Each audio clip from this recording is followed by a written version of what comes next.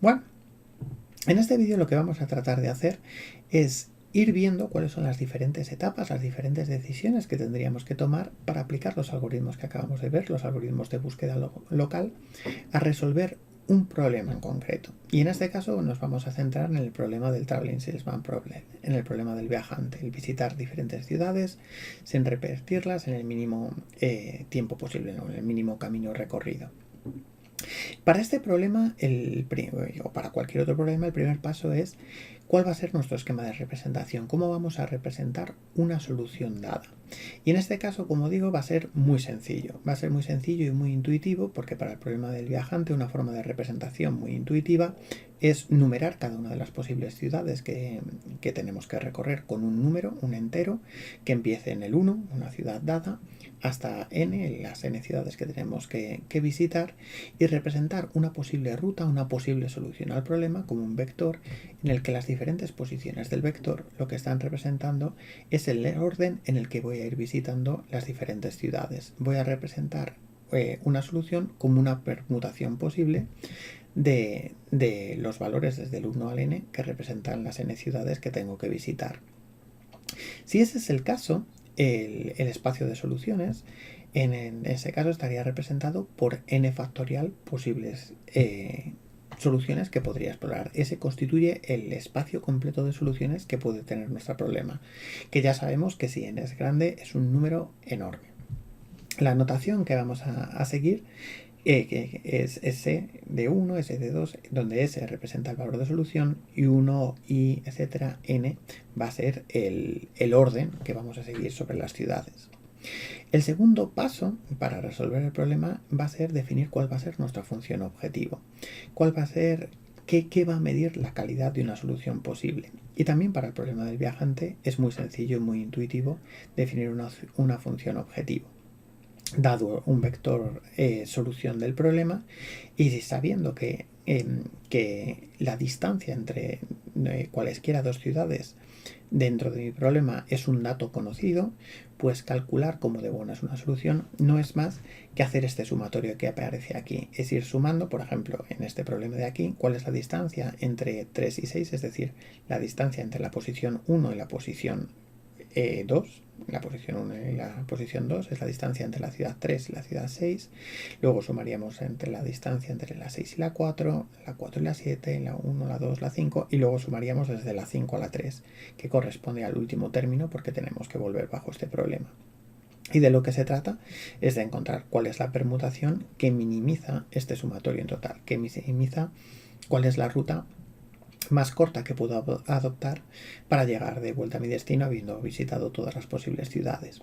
Ese es el segundo elemento de resolución de un problema. Primero representamos una solución y vemos cuál es un modo de representación adecuado, y el segundo paso es definimos cómo de buena cuál es la función objetivo que me va a medir cómo de buena es una solución dada. El tercer elemento, que sabemos que para la búsqueda local es un elemento importante, es definir cuál va a ser la solución inicial. Y digo que es importante porque hemos visto que dependiendo de la solución inicial en la que partamos, podemos capturar diferentes cuencas de atracción dentro del landscape de soluciones del problema y llegar a soluciones diferentes. Elegir una solución inicial puede tener importancia. Pero si no sabemos nada sobre el problema a priori, pues lo normal es generar una solución inicial, por ejemplo, de forma aleatoria. Si no sé cuál es una buena solución, pues lo que puedo hacer es empiezo con una solución cualquiera al azar. Una permutación como podría ser esta perfectamente o cualquier otra, cualquiera de las n factorial posibles soluciones, una al azar. El cuarto elemento, el cuarto paso que tendríamos que hacer para resolver un problema de este tipo, un problema de búsqueda local, ya pasa a ser un elemento importante, y es cómo vamos a definir vecindad. Y para definir vecindad para un problema dado hay que tener en cuenta varios aspectos. El primer aspecto viene dado por cómo hayamos representado la solución. Si hemos representado la solución como un número, como un vector de números enteros, eso ya va a condicionar mucho el tipo de vecinos o el tipo de vecindad que puedo representar. Y luego va a influir más elementos que veremos un poquitín más adelante. Un vecino va a ser un elemento que es próximo al anterior, pero que difiere de él. Y bajo una representación de números de un vector de números enteros, de una permutación como la que tenemos aquí, pues probablemente la definición de vecindad que se nos ocurriría a cualquiera de nosotros de forma más sencilla es cambiar dos posiciones, definir como dos vectores como vecinos si y solo si difieren dos elementos. A este mecanismo de generación de vecinos se le llama mecanismo de swap. Y esta solución, por ejemplo, sería vecina de esta porque solo efectivamente difieren dos posiciones. Si cambio la posición 3 por la posición 7 y la posición 7 por la posición 3, encuentro dos vectores que se parecen bastante entre sí, aunque no son el mismo. Van a encontrar dos vectores vecinos entre sí. El número total de vecinos que podría definir de un vector dado vendría dado por cambiar la primera posición por la segunda, la primera por la tercera, la primera por la cuarta, la primera por la quinta, etc. La segunda por la tercera, la segunda por la cuarta, la segunda por la quinta y así con todos los valores. Si nos paramos a pensar en cuántos posibles vecinos de uno dado tiene un determinado vector, pues vemos que son todas las posibles combinaciones que tenemos de coger dos elementos en donde no importa el orden entre n posibles elementos. En este caso, n sobre 2, que si hacemos la cuenta, pues n sobre 2 es n por n menos 1 partido 2. Ese es el número posible de vecinos que tiene un elemento. Esta podría ser una definición posible de vecindad. Sin embargo, hay más elementos que me van a decir si una definición de vecindad es buena para un determinado problema o no. Y eso además va a depender no de la representación, sino que va a depender en concreto del propio problema. Y en este caso vamos a ver que, por ejemplo, para el problema del viajante, la definición de vecindad tipo SAP no es una buena solución.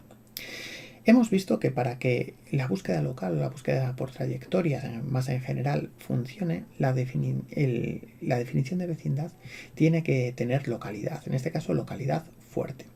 Recordamos qué significa esto. Tiene que ocurrir para que todos estos algoritmos funcionen bien que dos vecinos, dos soluciones que están cercanas en la representación, también estén cercanas dentro del espacio de fitness, dentro del espacio de soluciones. Que dos soluciones próximas sean también dos soluciones también de calidad próxima. Dos soluciones con una representación próxima tengan una solución con calidades próximas. Sin embargo, esto no ocurre en el problema que estamos tratando. Fijaos, tenemos aquí representada una posible solución de que va desde el 1 hasta el 8, etc. Es decir, la ruta es: empezamos en la ciudad 1, vamos a la 2, la 3, la 4, la 5, la 6, la 7, la 8 y luego volvemos a la posición 1. Aquí vemos dos cambios en términos de representación muy próximos. Simplemente estamos cambiando el 3 por el 7, de acuerdo a la definición swap. La diferencia en términos de representación entre estos dos vectores es muy pequeña, por eso estamos definiendo el concepto de vecinos. Sin embargo, fijaos lo que pasa aquí en la ruta. Se han producido 4 cambios de enlaces en el proceso de ruta, aunque estas dos soluciones son muy próximas.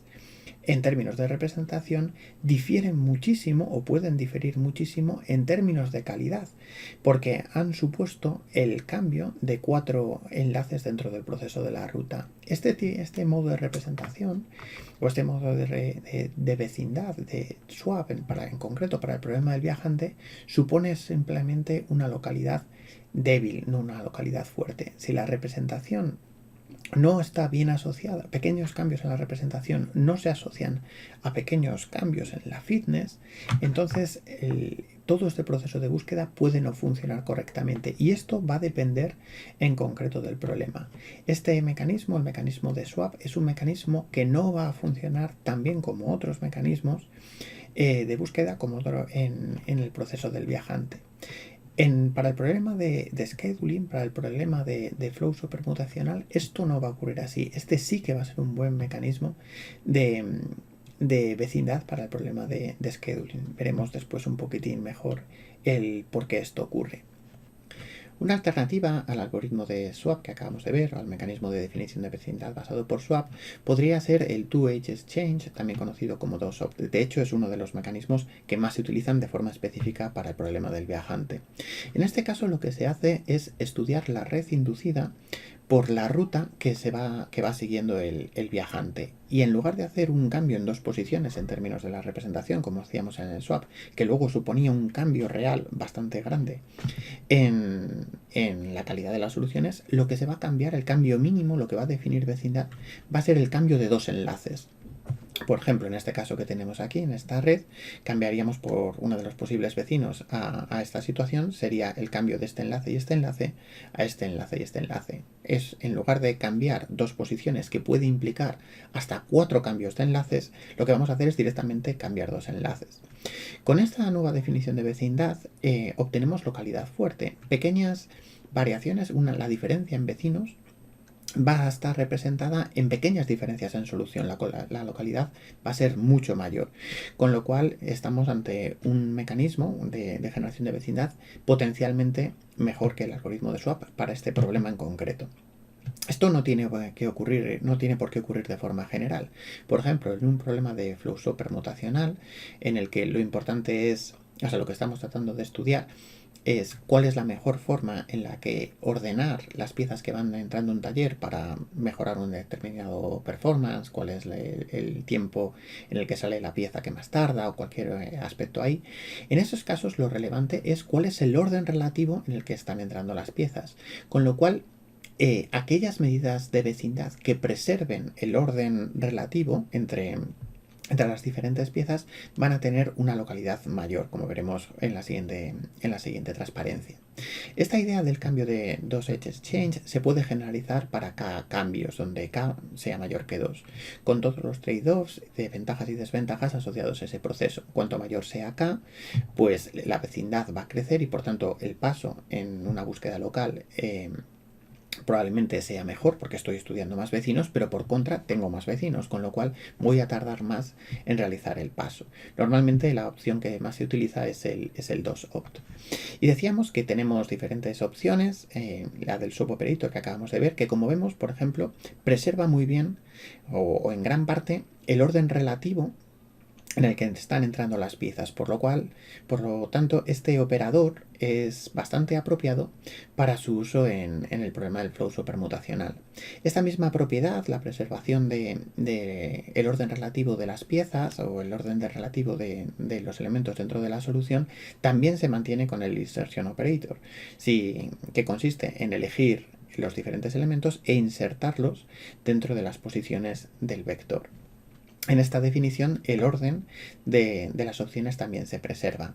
El 2opt, que también a veces se llama inversion operator, que es equivalente la definición, consiste en coger dos posiciones y en este subvector que se ha generado, hacer una inversión completa del subvector. Aquí vemos cómo el orden ya no se preserva tanto, sino hay un cambio de órdenes relativos muchísimo mayor que en los casos anteriores. Con lo cual, este caso, como hemos visto, puede ser más interesante en términos de adyacencia, porque el cambio en términos de enlace de la red inducida es mucho menor. Este es el caso del 2opt, pero no parece tan interesante porque no va a tener una localidad tan fuerte para el caso del flow supermutacional, por poner un ejemplo, donde el orden interno, el orden relativo de las piezas que entran, se va a preservar mucho más con estos otros dos operadores.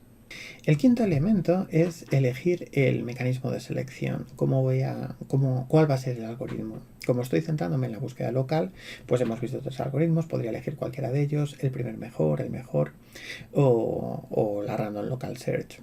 Pensad que estamos eligiendo el primer mejor, por poner un ejemplo. Y el sexto elemento, que en el caso de la búsqueda local es el elemento probablemente más sencillo, cosa que no ocurre con otras metaheurísticas, pero en este caso sí, es cuál va a ser el criterio de parada. Típicamente cuando estamos haciendo búsqueda local, el criterio de parada es cuando hemos encontrado un óptimo local. ¿Qué significa eso? Pues que no existe ningún otro vecino que mejore mi solución actual. En nuestro problema en concreto, que es un problema de minimización, como el problema del viajante, que he encontrado una solución S, cuyo coste, cuya distancia de la ruta es menor o igual que la distancia de todas las rutas vecinas para todo S' que pertenece a la vecindad. Si hacemos eso y aplicamos los 6 pasos que constituyen este proceso de búsqueda del algoritmo del TSP, Lo normal es que encontremos soluciones de este tipo. Aquí tenemos una solución típica de un problema de búsqueda local para el problema del viajante en concreto, de las 532 ciudades más importantes en los Estados Unidos. Y como vemos, esta solución no es muy buena. Tenemos aquí procesos de rutas bastante largos, y esta solución que ha encontrado un algoritmo de búsqueda local es una solución bastante regular. ¿Significa que podemos seguir mejorándola? Pues el problema que tiene este óptimo local es que con cambios a 2, con la definición de vecindad, esto es un óptimo local. He llegado a una posición como esta dentro del algoritmo. No existe ningún cambio a 2 posible bajo la definición de vecindad que haya utilizado que mejore esta solución. Por eso, de hecho, este ha sido el resultado del algoritmo. No existe ningún cambio a 2. Es posible que con cambios a 3, a 4 o a 5 sí que existan mejores soluciones, pero a 2 el algoritmo lamentablemente se nos ha atascado en una solución que no es especialmente buena, pero que sí que es un óptimo local. Es posible que empezando desde otros puntos iniciales hubiésemos encontrado otras soluciones diferentes. Quizá si hubiésemos empezado en esta zona hubiésemos encontrado otro óptimo local por aquí que hubiese podido ser, en este caso, peor que el que hemos encontrado, o quizá mejor si hubiésemos encontrado aquí. Pero no podemos olvidar que lo que estamos buscando lo que estamos tratando de encontrar es un óptimo global, y sin embargo cuando hacemos una búsqueda local muchas veces el algoritmo se nos va a quedar atascado en soluciones que no tienen por qué ser especialmente buenas. La búsqueda local puede ser muy problemática. Fijaos, en la comparación entre la solución que da un algoritmo típicamente de búsqueda local con la solución encontrada por el mejor algoritmo posible para este problema. En este caso, que es lo que estamos buscando, esta solución es muy buena, hemos encontrado el óptimo global. En el otro caso se nos ha atascado en uno de los muchísimos óptimos locales que suelen tener los problemas combinatorios. De hecho, ese es el gran problema de la búsqueda local. Aquí tenemos otro ejemplo en el que tengo una solución posible utilizando el Two-Edge Exchange Operator para utilizar el TSP, en el que hay que visitar 52 localizaciones de Berlín, y vemos de nuevo que hemos encontrado una solución que no es especialmente buena. Se nos ha vuelto a atascar en un óptimo local. Esto es muy general, como digo, en los problemas combinatorios. Los problemas combinatorios suelen tener landscapes llenos de óptimos locales, y es muy probable que nos quedemos atascados en un valle que no sea el del óptimo global, encontrando soluciones de este tipo que no tienen por qué ser especialmente buenas. Este es el gran problema del proceso de búsqueda local. Empezamos en una solución dada y vamos bajando hasta que encontramos el punto más bajo del valle. El problema es que quizá el valle al que hemos bajado no sea el valle más bajo que existe de entre todas las posibles soluciones que están en el landscape completo. Y existen diferentes estrategias o diferentes formas de tratar de evitar los problemas asociados a la búsqueda local, para tratar de escapar de esa convergencia tan rápida que produce la búsqueda local. Algunas alternativas o algunas estrategias para evitar estos procesos son las que tenemos aquí. Uno es, por ejemplo, aceptar movimientos hacia soluciones peores. Si siempre vamos bajando, sabemos que vamos a llegar al valle de nuestra cuenca de atracción. Pero si no permitimos salir y buscar qué está pasando en otros valles, lo cual puede ocurrir, o sea, lo que puede obligar, o una forma de hacerlo es permitir en algunos determinados momentos ir hacia zonas peores que las que estamos actuales, pues no vamos a poder explorar suficiente. Y existen técnicas metaheurísticas que se basan un poco en ese proceso, en esa estrategia. Otra idea es cambiar el vecindario. Cuando he llegado a una solución en la que el vecindario, o sea, con cambios en ese vecindario estoy en un óptimo local, si redefino lo que es un vecindario, es posible que pueda seguir mejorando bajo otra definición diferente. Otra estrategia puede ser cambiar la función objetivo, por ejemplo, añadiendo ruido o procesos de alisado a la función de fitness, y así permitir explorar ahí sobre landscapes que se están cambiando, o cambiar los datos de entrada del problema, empezar en diferentes puntos, etc. Como digo, estas estrategias o otras muchas que les han ocurrido a investigadores han dado lugar a diferentes metaheurísticas que funcionan mejor en general, o mucho mejor, como veremos algunas de ellas, que la búsqueda local. Por ejemplo, la estrategia que comentábamos de aceptar soluciones peores de forma ordenada, porque claro, tampoco queremos hacer búsqueda local, pues han dado lugar a algoritmos como el recocido simulado, que veremos con muchísimo detalle, que es uno de los algoritmos de optimización más importantes que existen en el mundo, o la búsqueda tabú, que es otro algoritmo también muy interesante. El cambio en landscape desde el problema, bien utilizando diferentes tipos de vecindad, que ha dado lugar a las metaheurísticas de Variable Neighborhood Search, o el cambio en la función objetivo, como digo, añadiendo ruido o procesos de alisado u otras estrategias, o iterando sobre diferentes soluciones, la multi-star local search, el graph, etc. Lo que vamos a tratar de hacer, o sea, lo que hemos visto, lo que estamos viendo es que la búsqueda local es muy interesante, pero para problemas en los que podemos tener muchos valles, en los que vamos a tener landscapes rugosos y muchos óptimos locales, podemos tener muchísimo riesgo de acabar en un óptimo local. ¿Cómo solucionarlo? Pues con diferentes estrategias que eviten la convergencia tan rápida asociada a la búsqueda local.